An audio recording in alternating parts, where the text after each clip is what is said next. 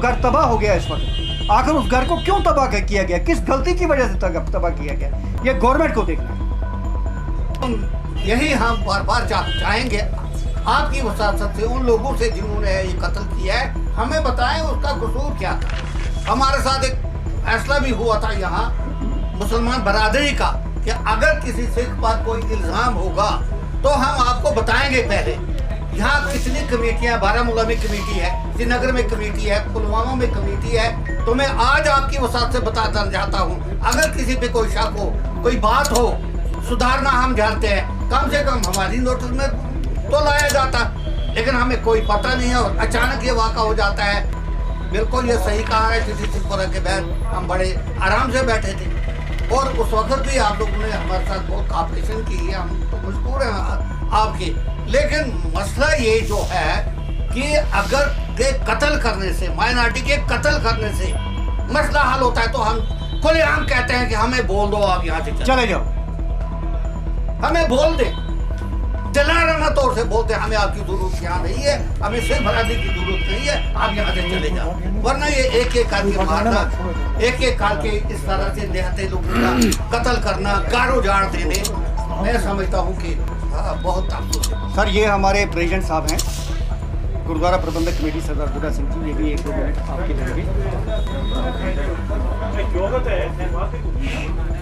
Being का एक अदना समय गुरुद्वारे के एक सेवादार हूँ, बहुत ही दुख से कहना पड़ता है कि कल हमारी इस बच्ची का जो वहशियाना कत्ल हुआ है, साथ में इसके साथ एक और एक मुलाजिम था, टीचर था, दीपक चांद, उसको भी कत्ल किया गया। ये बहुत ही दुख दर्द वाली बात है कि इसने जी हिंदुस्तान का झंडा चढ़ाया है। मैं आपके ज़रिए से ये बात कहना चाहता हूँ, क्या बुरहान वानी साहब के फादर साहब जो मेरे कुलीग रह चुके हैं, क्या उन्होंने भी झंडा चढ़ाया? तो उसका भी यही जुल्म, उसको भी यही करना है। 1000 के करीब स्कूल हैं हमारी वादी में, सबों ने गवर्नमेंट के कहने पर झंडा चढ़ाया, क्या उनको भी कत्ल करना है? हमारा यहाँ एक सबसे बड़ा जो इंस्टीट्यूट है, मेडिकल इंस्टीट्यूट है सोरा में, उस पर झंडा चढ़ा हुआ है, वहाँ के डायरेक्टर साहब को भी कत्ल करेंगे। जहाँ पर भी हेड ऑफिस हैं वहाँ झंडे चढ़े हुए हैं हिंदुस्तान के, उनको भी कत्ल करेंगे। बहुत अफसोस है। हमारा एक रिकॉर्ड हुआ था मीरवाज साहब के साथ, अगर हमारा सरदार भाई या कोई लड़की कोई आपके इस जद्दोजहद में कोई रखना डालता है तो आप हमें इन्फॉर्म करेंगे कि ये फलाना बच्चा, फलानी लड़की इसमें रखना डाल रही है, हमें रुकावट कर रही है, हम उससे यहाँ बुलाएंगे, गांव में हो गांव की कमेटियाँ बुलाएंगे, उससे हम पूछेंगे कि भैया आप इसमें क्यों मुलवस हो।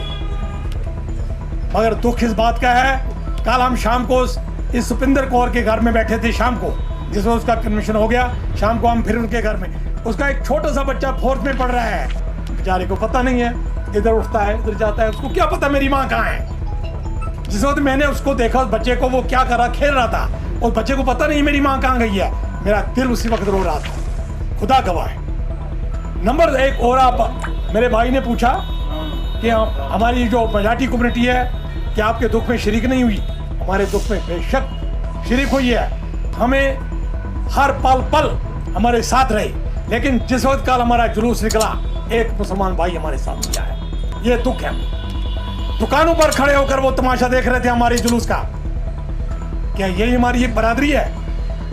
जब आपके यहाँ कोई तकलीफ होती है तो हम हमारा आगे अपना देते हैं। आपकी बच्चों का मसला चंदे वहाँ पंजाब में हुआ, खुदा गवाह है, मैं अपने घर में बैठा था मोहाली में, मैंने 2 फेरी वाले शाल वालों को देखा जिसकी हालत खराब हो गई, उनको मैंने बुलाया कि ये मेरा घर है, अगर आपको किसी किस्म की तकलीफ होगी, फ़ोन नंबर दिया मैंने, तो आप सीधे मेरे घर आ जाना और ये चिंता नहीं करना, मैं कश्मीरी हूँ, कश्मीर का रहने वाला हूँ, ये आपका घर है, मेरा घर नहीं है। मैंने फ़ोन नंबर दिया उनको, फिर उन पंजाब के सरदारों ने यहाँ की बच्चियों को अपने जेब से पैसे खर्चा के टिकट निकाली वहाँ की और यहाँ तक घर तक पहुँचाया। क्या हमारी इस बच्ची का यही कसूर है?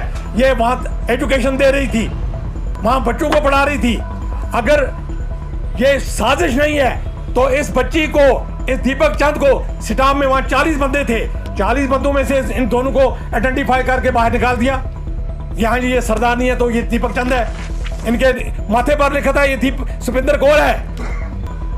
अफसोस इस बात का है, हमें बहुत खुशी हुई है कि आप यहाँ आए हो और आपकी वसात से हम आज गवर्नमेंट से ये अपील करते हैं, और आप जो हमारी मजाटी है, मुसलमान भाई हैं, उनसे भी हमारी एक दर्दाना अपील है कि हम आपके साथ शाना बशाना 30 साल 35 साल से आ रहे हैं, चल रहे हैं, आपकी हर बात में हम आगे आगे हैं, हम कहीं भागे नहीं, इधर ही रहे हैं, आपके साथ रहे हैं। तो हमारे साथ ये नाइंसाफी क्यों हो रही है?